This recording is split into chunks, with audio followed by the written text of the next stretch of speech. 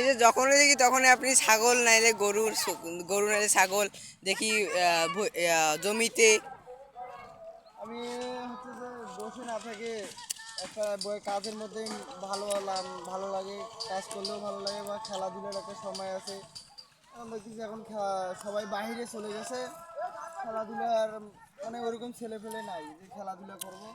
এখানে যখন তখন কাজ করি, কাজের মধ্যেও মজা আছে, কাজ করি ওই জন্য। ছাগল নিয়ে আসছি, এখন ছাগল চড়াই।